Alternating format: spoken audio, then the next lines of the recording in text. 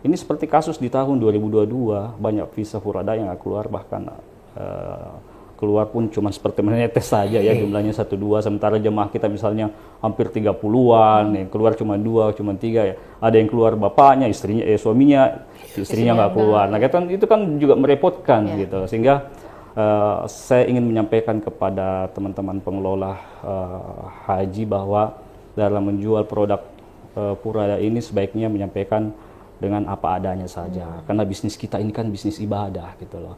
Kita mulainya tentu saja dengan niat yang baik, tidak hanya sekedar mengejar keuntungan saja.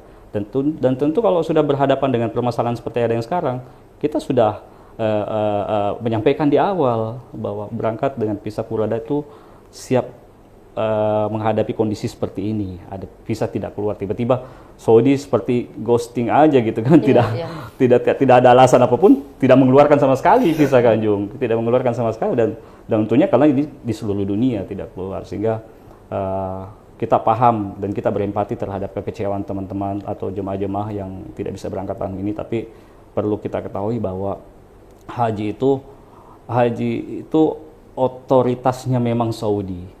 Tapi kita bisa berangkat haji atau tidak, itu menjadi otoritasnya Allah Subhanahu wa Ta'ala gitu. Sehingga saya pernah membaca sebuah, saya nggak tahu hadis atau apa, bahwa setiap kita ini sebenarnya begitu ditiupkan kita punya roh, kita sudah ditentukan kapan waktu kita akan berangkat ke sana. Apakah memang kita akan berangkat atau tidak berangkat sama sekali gitu kan. Sehingga uang itu tidak akan bisa menyelesaikan masalah. Banyak orang yang mampu, kalau kita hitung kisaran biaya Furada kan berkisar dari 300-an juta lebih sampai mendekati angka 1 M. Mereka mampu untuk membayar.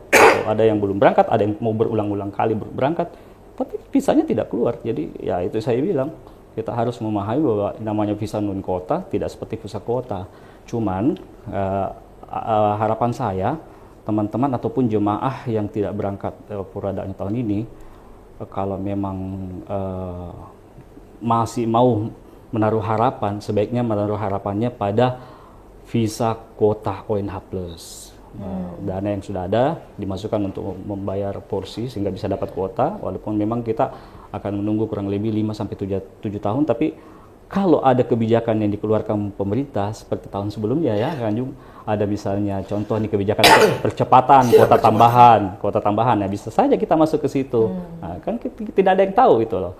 Daripada kita misalnya, saya tidak menyalahkan Furada, tapi kita bisa menaruh harapan, itu sekali lagi kita bisa menaruh harapan, tapi tidak bisa berharap banyak begitu. Download Tribun X sekarang, menghadirkan lokal menjadi Indonesia.